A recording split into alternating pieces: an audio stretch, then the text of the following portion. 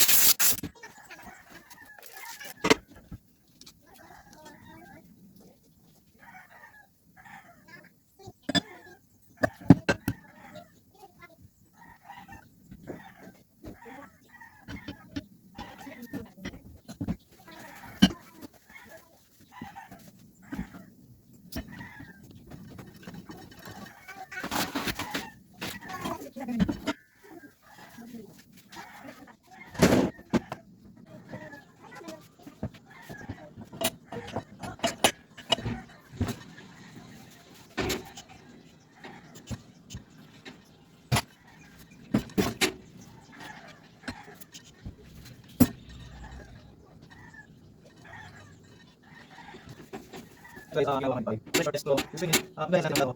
Daw na lang yung itong natin na trabaho siya. Eh, bakit naman sa pressure mo? Pilihan ko. Kasi sa lakan yung natin ito, natin kailangan. Pressure dito. Yung gusto niya. Balisin natin si pressure test natin.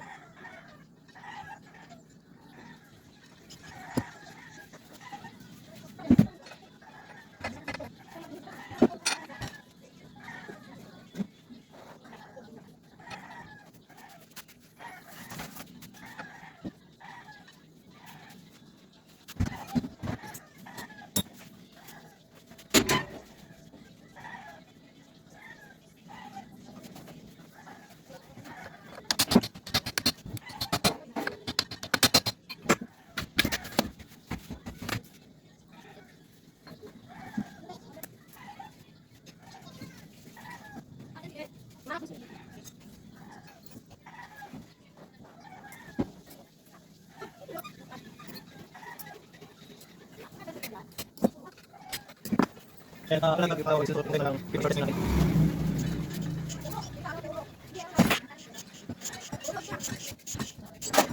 So yan, ito yung dalawang picture natin sa dito. National plastic, mobile stress na hindi. Kaya ito, so dahil nasa ulo ng impact, wala na ako.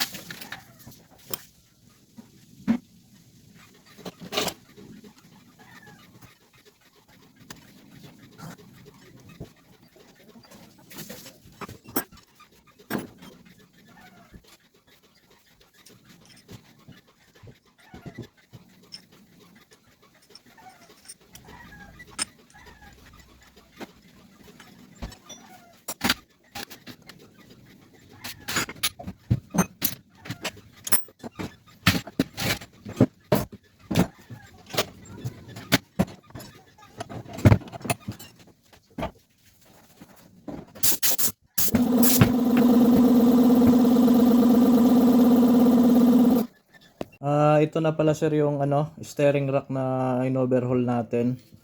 Tapos maglalagay na lang ako ng ETF dito sa niya, sa pinaka chamber ng steering rack.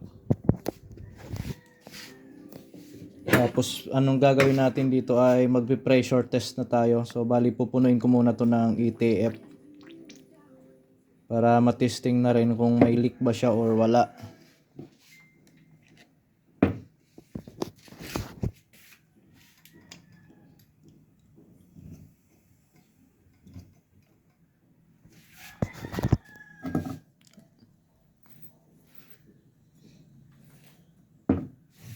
So, lalagyan ko muna ng ETF to, itong dalawa na to. Ayan, nalagyan ko na siya ng ETF. So, bali, ang gagawin ko na ngayon ay magpi-pressure test na tayo.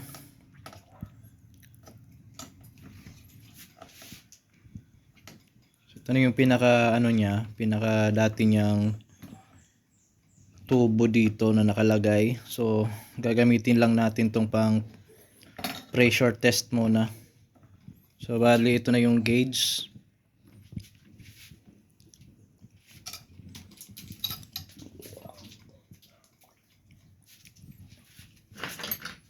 Tapos hihigpitan na muna natin to.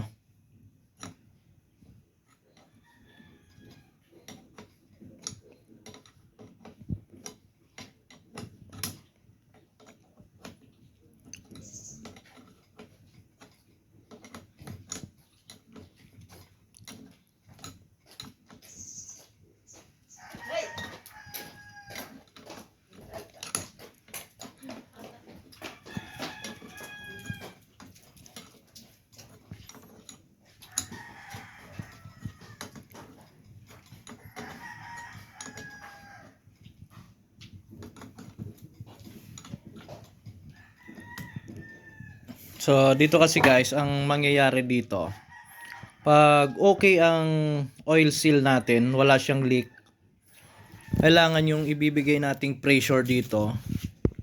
So ito yung pressure, hindi dapat bababa to. So kailangan yung holding pressure niya nandun pa rin kung saan natin binigay yung pinakamataas na pressure. Hindi dapat siya babagsak. So pag hindi yan bumagsak, ibig sabihin walang leak yung oil seal dito sa loob. So ganito yung gagawin na natin dyan, bibigyan na natin siya ng pressure para malaman kung may leak ba or wala. Ayan, kung makikita nyo unti-unting tumataas yan. Bibigyan muna natin siya ng 40 PSI. So 40 PSI, hindi siya bumababa. Naka-hold pa rin yung yung pressure niya. Tataas pa natin yung pressure, 60. Subukan natin ng 60. So lagpas na tayo ng 60. Itaas na natin, gawin na natin 100 siguro. Ito na yung pinakasagad niya. Yung pressure pala nito depende sa pag-ikot ng natin, steering rack. So ang kailangan lang naman natin dito, na-hold niya yung pressure, hindi siya bumababa. Kasi pag bumagsak po yan, ibig sabihin may leak yung natin dito, oil seal.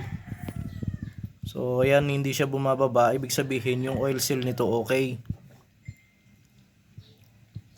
Wala siyang tagas. So okay na yung isang side natin. So gagawin natin, ililipat naman natin to dito para ito naman yung ma-check kung yung oil seal ba dito sa parting itong loob na to, wala rin siyang tagas. So ililipat ko na muna. So ayan na nga bali nalipat ko na siya.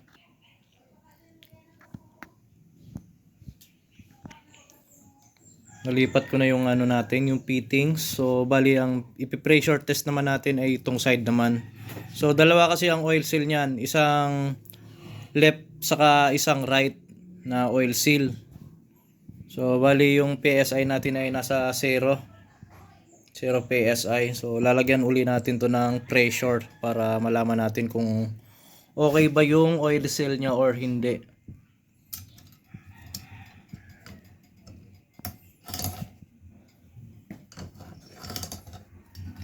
So, iniikot ko yan.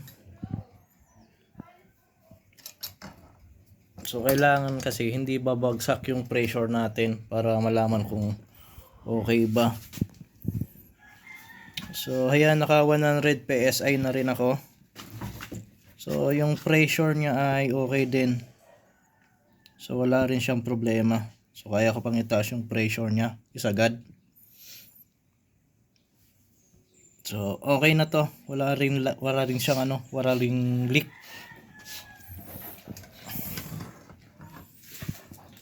So, pwede na tong ibalik at ikabit. So, magpapalit na lang ako ng yung rack end niya kasi nasira na yung rack end gawa ng pagkalaglag nito. Nabayo siya. So, yun na lang ang papalitan natin. Pero itong steering rack na buo, okay na yan. Wala nang problema.